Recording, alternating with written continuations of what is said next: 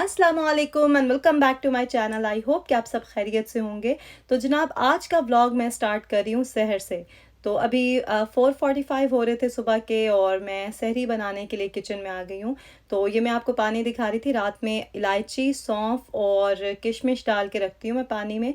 तो सहर के टाइम पे अगर ये पानी आप पिएँ, स्पेशली जब हम सहरी कर लेते हैं तो उसके बाद जो हमें 2 घूंट पानी के पीने होते हैं, ये वाला पानी पिएँ आप, आपको प्यास भी नहीं लगेगी और बहुत ज़्यादा फ़ायदे हैं इसके। किचन में आके सबसे पहले तो मैं ऑमलेट बनाने की तैयारी करती हूँ, क्योंकि ऑमलेट मेरे हस्बैंड ज़रूर खाते हैं सहरी में। और साथ में सालन होता है, कबाब होता है, जो भी चीज़ें वो अटैच हो जाती हैं, लेकिन ऑमलेट लाजमी है।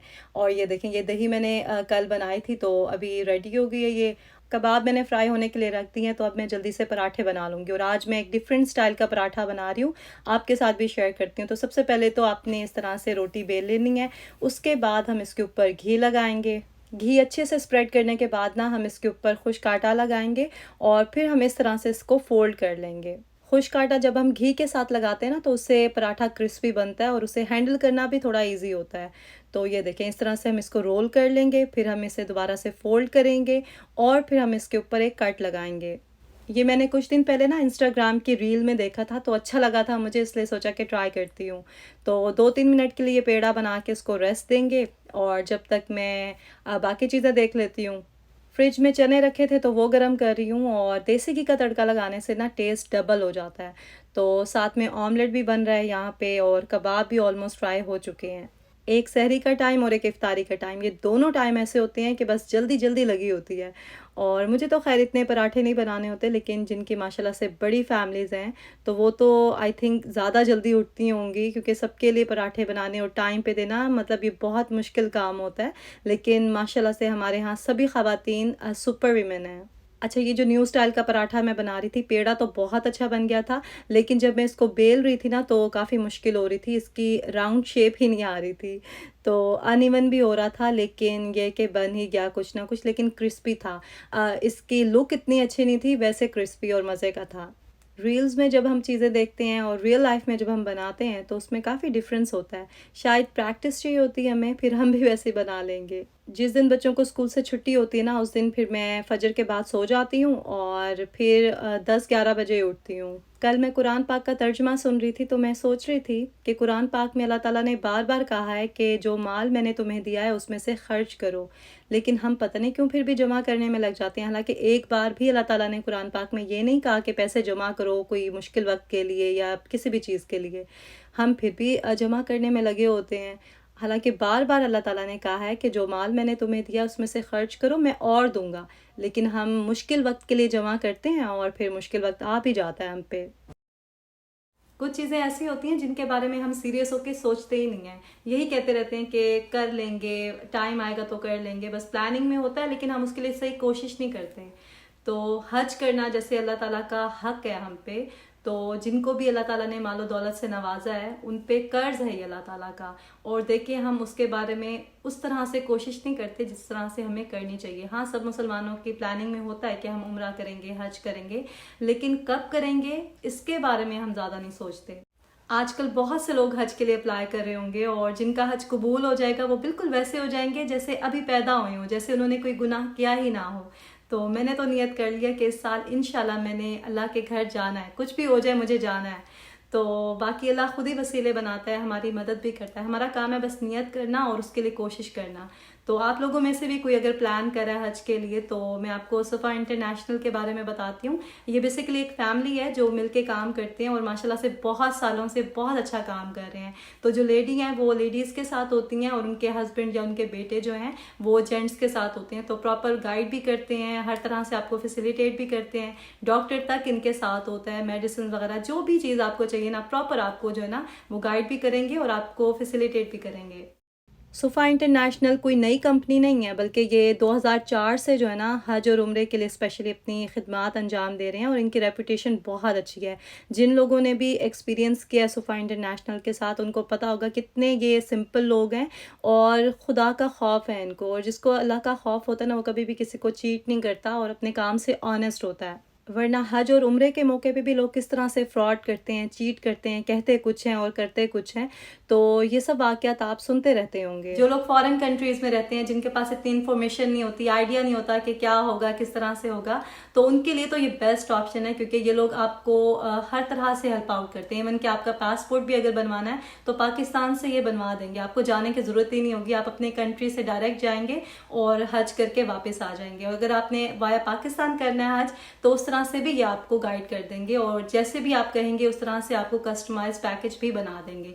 तो इनका कॉन्टैक्ट नंबर मैं स्क्रीन पे भी ऐड कर रही हूँ, और डिस्क्रिप्शन बॉक्स में भी मैं इनकी हर तरह की इन्फॉर्मेशन दे दूंगी।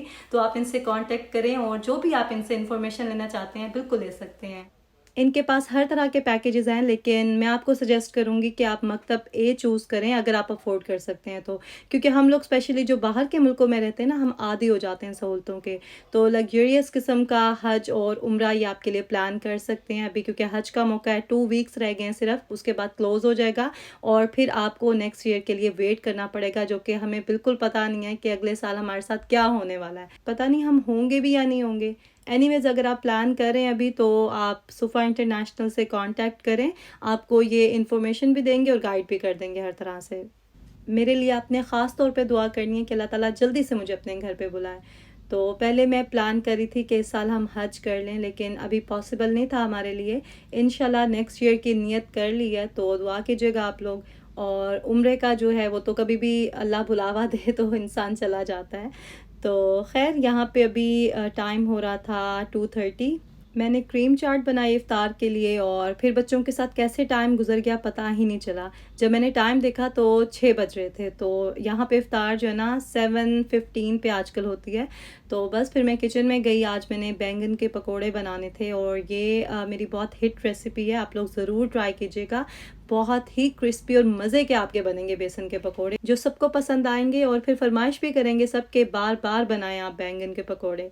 तो सबसे पहले तो हम बेसन को घोलेंगे, थोड़ा थोड़ा पानी डाल के हम इसको घोलेंगे, ताकि लम्स जो है ना वो इजीली हम इसके अंदर मिक्स कर लें। ये इतनी सिंपल सी रेसिपी है हालांकि, लेकिन मैंने देखा कि हर किसी से ना अच्छे नहीं बनते बैंगन के पकोड़े, अक्सर लोगों से ना सौगी हो जाते हैं। तो आज मैं आपको जो ट्रिक्स बताऊंगी ना, उस तरह से आप अगर बनाएंगे तो आपके बेहतरीन पकोड़े बनेंगे। बेसन में हम नमक डालेंगे, लाल मिर्च पाउडर, हल्दी पाउडर और धनिया पाउडर डालेंगे, काली मिर्च पाउडर डालेंगे, इसके अलावा ज़ीरा, गरम मसाला पाउडर और थोड़ी सी अजवाइन इसमें डाल देंगे। इन सब चीज़ों को मिक्स करेंगे। स्पाइसेस आप अपने टेस्ट के अकॉर्डिंग डालेंगे, लेकिन थोड़ी ज़्यादा ही डालेंगे, क्योंकि इसके अंदर बैंगन बिल्कुल प्लेन होगा और हल्की सी लेयर आएगी बेसन की, तो फ्लेवरफुल होना चाहिए। कुटी हुई लाल मिर्च भी डाली थी मैंने इसके अंदर, चाट मसाला भी डालेंगे और लेमन जूस भी डालेंगे 1 टेबलस्पून। इसको अच्छे से मिक्स करके बैटर बना लेंगे। बैटर आपका ज़्यादा पतला नहीं होना चाहिए, थिक भी नहीं होना चाहिए। इसकी कंसिस्टेंसी बहुत मैटर करती है, उसी पे ही डिपेंड करता है कि आपके पकोड़े कितने अच्छे बनेंगे। दूसरी चीज़ जो इसमें इम्पॉर्टेंट है वो है बैंगन की कटिंग। आपने बहुत बारीक भी नहीं करना, लेकिन मोटा भी नहीं होना चाहिए। देखें, इस तरह से आपने स्लाइसेस करने हैं। यहाँ पे काफ़ी बड़े साइज़ के होते हैं बैंगन, तो मैं हाफ बीच में से कट कर लेती हूँ और इस तरह की शेप बनाती हूँ। अगर छोटे साइज़ के हैं तो आप राउंड शेप भी बना सकते हैं, वो भी अच्छे लगते हैं। लेकिन बस ये आपने देखना है कि आपके जो स्लाइसेस हैं ना, वो मोटे भी ना हों लेकिन बहुत पतले भी ना हों।